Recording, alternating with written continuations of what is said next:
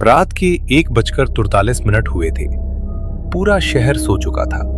सड़कों पर सिर्फ स्ट्रीट लाइट की पीली रोशनी थी और दूर कहीं कुत्तों के भौंकने की आवाज आ रही थी। अर्जुन अपने छोटे से कमरे में बैठा लैपटॉप पर काम कर रहा था। वो एक फ्रीलांस वीडियो एडिटर था। अक्सर रात में काम करता था। अचानक टिंग, उसके फोन पर एक मैसेज आया। स्क्रीन पर एक अजीब नंबर दिख रहा था।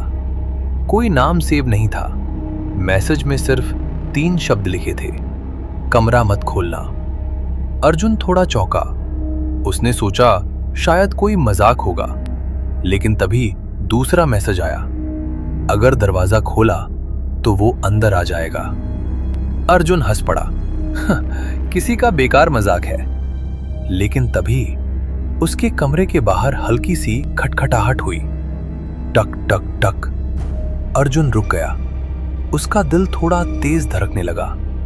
इतनी रात को उसके दरवाजे पर कौन हो सकता है? वो धीरे से उठा और दरवाजे की तरफ बढ़ा। लेकिन जैसे ही उसने हैंडल पकड़ने की कोशिश की, फोन फिर बजा। टिंग! नया मैसेज, मत खोलो, वो इंसान नहीं है। अर्जुन के हाथ वहीं रुक गए। अब उसकी रीढ़ में हल्की ठंडक दौड़ गई। उसने तुरंत दरवाजे के नीचे की छोटी सी दरार से बाहर झांकने की कोशिश की, लेकिन बाहर सिर्फ अंधेरा था। तभी फिर आवाज आई, टक टक, इस बार थोड़ी जोर से। अर्जुन ने डरते हुए पूछा, कौन है? कुछ सेकंड तक कोई जवाब नहीं आया। फिर बाहर से बहुत धीमी आवाज आई, दरवाजा खोलो अर्जुन। अर्जुन जंग गया। उसने ये आवाज पहले कभी नहीं सुनी थी। लेकिन सबसे डरावनी बात यह थी, उसने अपना नाम कैसे लिया?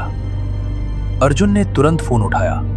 एक और मैसेज आ चुका था, वो तुम्हारा नाम जानता है, अब अगर दरवाजा खोला तो तुम बचोगे नहीं। अर्जुन की सांसें तेज हो गईं। उसने जल्दी से मैसेज भेजा, तुम कौन हो? कुछ सेकंड बाद जवाब आया, मैं वो हूं जो पहले यहां रहता था। अर्जुन का दिल धक से रह गया, क्योंकि जिस मकान में वो रहता था उसके बारे में मकान मालिक ने एक अजीब बात कही थी। उन्होंने कहा था, इस कमरे में पहले जो लड़का रहता था वो अचानक गायब हो गया था।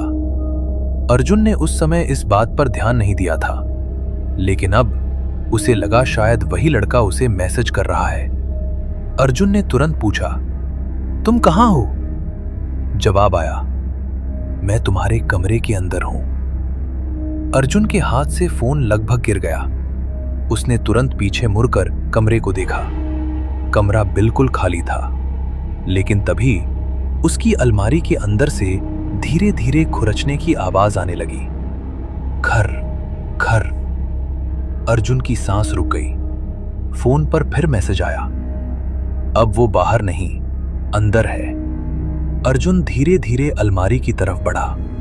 उसका दिल इतनी जोर से धड़क रहा था कि उसे खुद अपनी धड़कन सुनाई दे रही थी। खुरचने की आवाज अब साफ सुनाई दे रही थी, जैसे कोई अंदर से बाहर निकलने की कोशिश कर रहा हो। अर्जुन ने डरते हुए अलमारी का हैंडल पकड़ा, लेकिन तभी फोन फिर बजा। टिंग! नया मैसेज, अगर अलमारी खोली तो वो तुम्हारा चेहरा पहन लेगा। अर्जुन के हाथ कांपने लगे। अचानक अलमारी के अंदर से बहुत धीमी फुसफुसाहट आई, अर्जुन। अर्जुन पीछे हट गया। अब उसकी हालत खराब हो चुकी थी। फोन पर फिर मैसेज आया, भाग जाओ, अभी भी समय है। अर्जुन ने तुरंत अपना बैग उठाया और दरवाजे की तरफ भागा। लेकिन जैसे ही उसने दरवाजा खोला, बाहर कोई खड़ा था, एक आदमी, लेकिन उसका चेहरा पूरी तरह अंधेरे में छिपा हुआ था।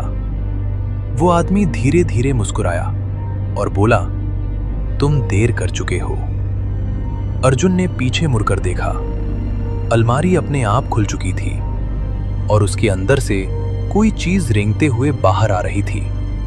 उसका शरीर इंसान जैसा था, लेकिन उसका चेहरा अर्जुन जैसा था।